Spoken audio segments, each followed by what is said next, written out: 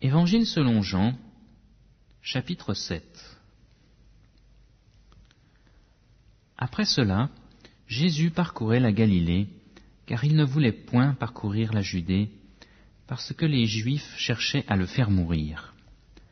Or la fête des Juifs, celle des Utes, était proche. Ses frères lui dirent, « Pars d'ici et va en Judée, afin que tes disciples contemplent aussi les œuvres que tu fais. Personne n'agit en secret s'il cherche à se mettre en évidence. Si tu fais ces choses, manifeste-toi au monde. » En effet, ses frères non plus ne croyaient pas en lui.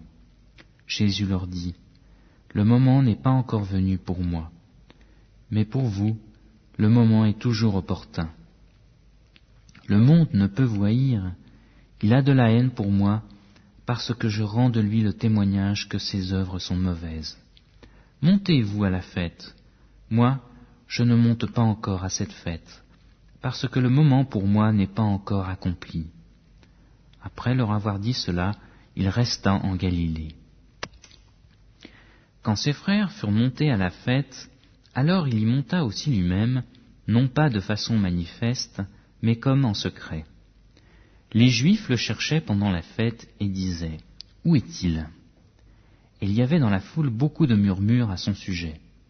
Les uns disaient, « C'est un homme de bien », mais d'autres disaient, « Non, au contraire, il égare la foule. » Personne toutefois ne parlait ouvertement de lui, par crainte des Juifs. On était déjà au milieu de la fête quand Jésus monta au temple et il enseignait. Les Juifs s'étonnaient et disaient, « Comment connaît-il les Écritures, lui qui n'a pas étudié ?» Jésus leur répondit, « Mon enseignement n'est pas de moi, mais de celui qui m'a envoyé. Si quelqu'un veut faire sa volonté, il reconnaîtra si cet enseignement vient de Dieu, ou si mes paroles viennent de moi-même. Celui dont les paroles viennent de lui-même cherche sa propre gloire. Mais celui qui cherche la gloire de celui qui l'a envoyé est vrai. Il n'y a pas d'injustice en lui. Moïse ne vous a-t-il pas donné la loi ? Et nul de vous ne pratique la loi. Pourquoi cherchez-vous à me faire mourir ?» La foule répondit, « Tu as un démon. Qui cherche à te faire mourir ?» Jésus leur répondit, « J'ai fait une œuvre, et vous en êtes tous étonnés.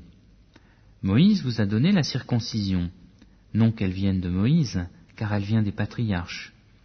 Et vous circoncisez un homme pendant le sabbat. Si un homme reçoit la circoncision pendant le sabbat, afin que la loi de Moïse ne soit pas violée, pourquoi vous irritez-vous contre moi, parce que j'ai rendu la santé à un homme tout entier pendant le sabbat? Ne jugez pas selon l'apparence, mais jugez selon un juste jugement. » Quelques habitants de Jérusalem disaient, « N'est-ce pas celui qu'on cherche à faire mourir? Le voici qui parle ouvertement et on ne lui dit rien. Est-ce que les chefs auraient vraiment reconnu que c'est lui le Christ? Cependant, celui-ci nous savons d'où il est, mais le Christ, quand il viendra, personne ne saura d'où il est. » Alors Jésus s'écria, tandis qu'il enseignait dans le temple, « Vous me connaissez, et vous savez d'où je suis. Pourtant je ne suis pas venu de moi-même, mais celui qui m'a envoyé est vrai, et vous ne le connaissez pas. Moi je le connais, car je suis là de sa part, et c'est lui qui m'a envoyé. » Il cherchait donc à l'arrêter, et personne ne porta la main sur lui, parce que son heure n'était pas encore venue. Plusieurs, parmi la foule, crurent en lui et disaient, « Le Christ, quand il viendra, fera-t-il plus de miracles que n'en a fait celui-ci » Les pharisiens entendirent ce que la foule murmurait à son sujet. Alors les principaux sacrificateurs et les pharisiens envoyèrent des gardes pour l'arrêter. Jésus dit, « Je suis encore avec vous pour un peu de temps, puis je m'en vais vers celui qui m'a envoyé. Vous me chercherez et vous ne me trouverez pas, et là où je serai, vous ne pouvez venir. » Les Juifs dirent entre eux, « Où va-t-il se rendre pour que nous ne le trouvions pas? Va-t-il se rendre parmi ceux qui sont dispersés, chez les Grecs et enseigner les Grecs? Que signifie cette parole qu'il a dite? Vous me chercherez et vous ne me trouverez pas, et là où je serai, vous ne pouvez venir. » Le dernier jour, le grand jour de la fête, Jésus debout s'écria, « Si quelqu'un a soif, qu'il vienne à moi, et qu'il boive. Celui qui croit en moi, des fleuves d'eau vive couleront de son sein, comme dit l'Écriture. » Ils disent de cela de l'Esprit qu'ils allaient recevoir, ceux qui croiraient en lui. Car l'Esprit n'était pas encore donné, parce que Jésus n'avait pas encore été glorifié. Les gens de la foule, après avoir entendu ces paroles, disaient « Celui-ci est vraiment le prophète. » D'autres disaient « Celui-ci est le Christ. » Et d'autres disaient « Est-ce bien de la Galilée que doit venir le Christ ?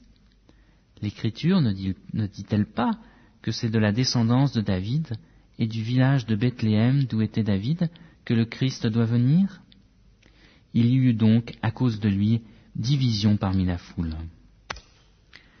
Quelques-uns d'entre eux voulaient l'arrêter, mais personne ne porta les mains sur lui. Les gardes retournèrent vers les principaux sacrificateurs et les pharisiens qui leur dirent « Pourquoi ne l'avez-vous pas amené ?» Les gardes répondirent « Jamais homme n'a parlé comme parle cet homme. » Les pharisiens leur répliquèrent « Est-ce que vous aussi vous avez été séduits ? Y a-t-il quelqu'un des chefs ou des pharisiens qui ait cru en lui ? » Mais cette foule qui ne connaît pas la loi, ce sont des maudits. Nicodème, qui était venu précédemment vers Jésus et qui était l'un d'entre eux, leur dit « Notre loi juge-t-elle un homme avant que l'on ait entendu et qu'on sache ce qu'il a fait ?» Ils lui répondirent « Serais-tu toi aussi de la Galilée ? Cherche bien, et tu verras que de la Galilée il ne sort pas de prophète. »